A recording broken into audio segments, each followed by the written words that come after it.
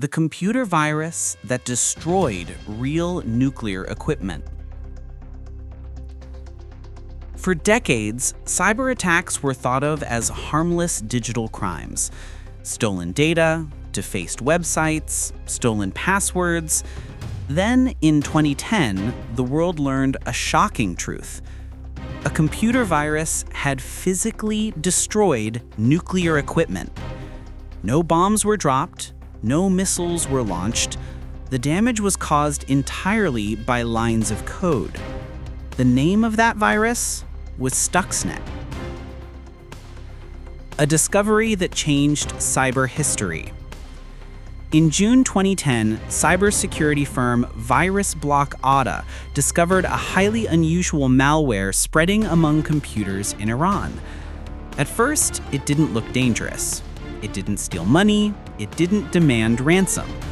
But when analysts at Symantec, Kaspersky, and other security firms examined it, they realized something unprecedented.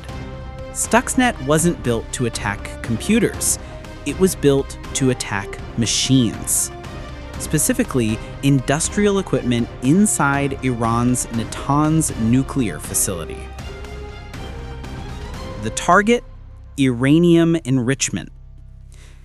At Natanz, Iran was operating thousands of gas centrifuges, delicate machines that spin at extremely high speeds to enrich uranium. Even a minor disruption could cause a centrifuge to tear itself apart. Stuxnet knew this. The malware was designed to infect Siemens' Step 7 industrial control systems, which controlled the speed and timing of the centrifuges. Once inside, it did something terrifyingly precise. How Stuxnet worked. Stuxnet used 4 separate zero-day exploits, previously unknown software vulnerabilities, something almost unheard of at the time. It spread through USB drives because Natanz was not connected to the internet. When it reached the proper control systems, Stuxnet became selective.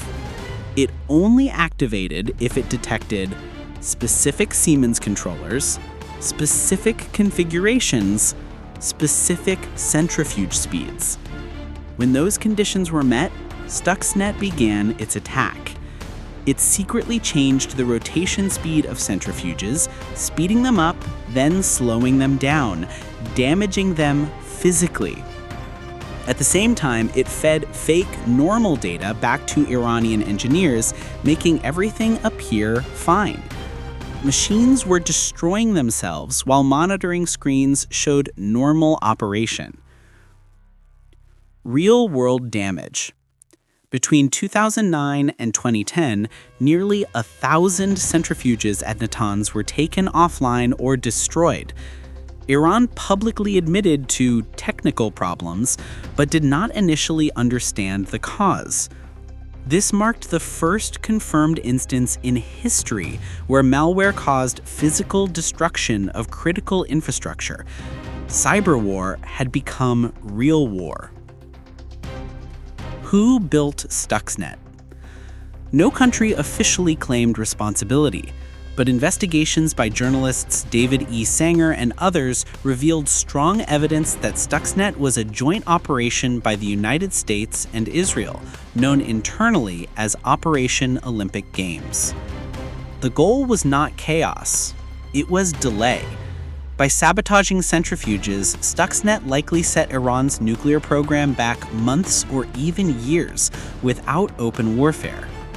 President Barack Obama reportedly authorized the operation as part of broader non-proliferation strategy. While government stayed silent, cybersecurity experts agreed on one thing. This level of sophistication required nation-state resources. Why Stuxnet terrified the world? Stuxnet wasn't just a one-time weapon. Once discovered, it escaped into the wild. Although it was designed for a specific target, its code could be analyzed, copied, and improved. Suddenly, every power plant, dam, factory, and pipeline became a potential target. Security experts warned if one virus can destroy centrifuges, another could shut down power grids. Stuxnet proved that the line between digital attacks and physical destruction was gone. A new era of warfare. After Stuxnet, commands spread rapidly around the world.